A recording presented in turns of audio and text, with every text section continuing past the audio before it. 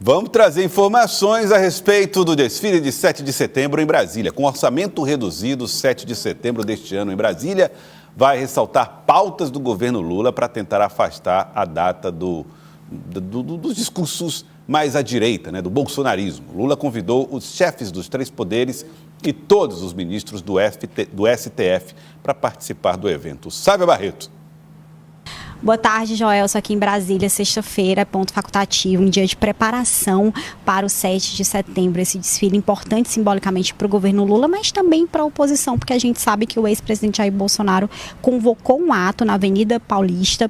Os seus apoiadores vão lá também fazer um protesto contra o ministro do Supremo Tribunal Federal, Alexandre de Moraes. Aliás, Alexandre de Moraes é uma dúvida, Ele foi convidado, não só ele, mas outros ministros do Supremo Tribunal Federal para participarem do 7 de setembro. Até agora a gente tem apenas a confirmação do presidente do STF, Luiz Roberto Barroso. O fato é que havia até dúvidas se de fato o governo ia tocar esse desfile do 7 de setembro por conta dos gastos. Previsão inicial de 16 milhões de reais, depois baixou para 13 milhões, agora fechou em 10 milhões. Vai ser um desfile mais restrito em termos de quantidade de tropas, até helicópteros que estavam previstos não vão ter mais, tudo isso é um custo a mais, mas vai ter uma parte simbólica importante, ou seja, as bandeiras do governo Lula, desses primeiros 2 anos, vão ser colocadas. A gente vai ter o Zé Gotinha desfilando, a previsão é essa, para falar da retomada das vacinas e fazer um contraponto em relação à Covid-19, ao modo como o ex-presidente Jair Bolsonaro tratou a pandemia. Vai ter também os atletas da Olimpíada de Paris desfilando.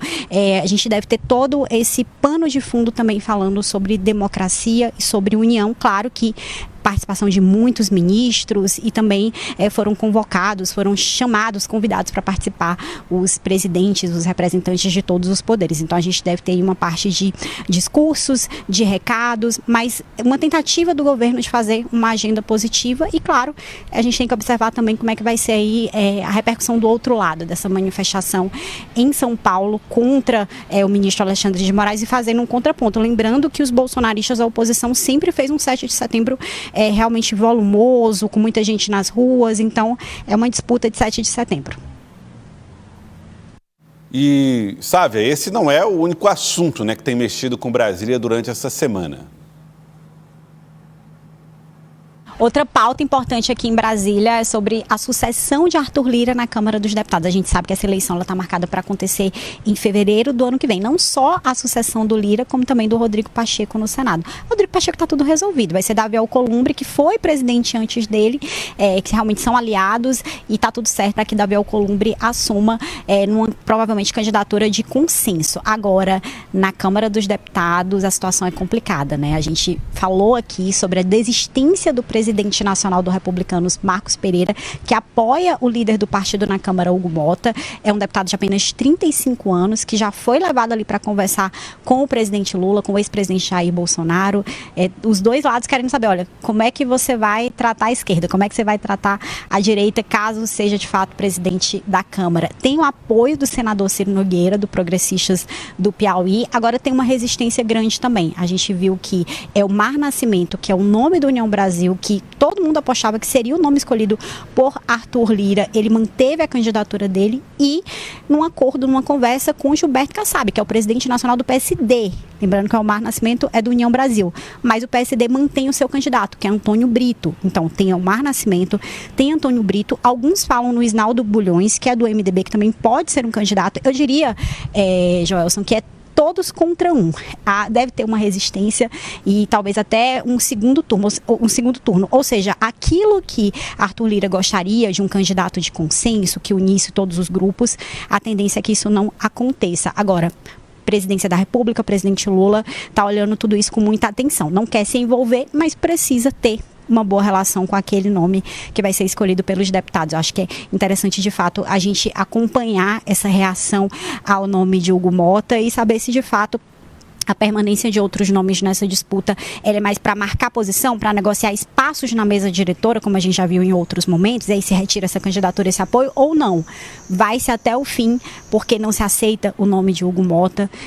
Acho que são questões interessantes que a gente vai acompanhar, mas provavelmente depois da eleição municipal, ou seja, outubro realmente vai ser o momento em que Brasília vai ferver. Já está fervendo a temperatura, tá? Aqui acho que deve estar uns 40 graus, umidade do ar 7 graus, mas a gente aguenta porque tem muita informação e informação mais quente ainda do que a temperatura. Aí a Sávia trazendo as informações de Brasília. Elivaldo, tem a sucessão de Arthur Lira aí, para os próximos dias de debates e discussões. Com certeza. Essa discussão não vai ser concluída agora, não.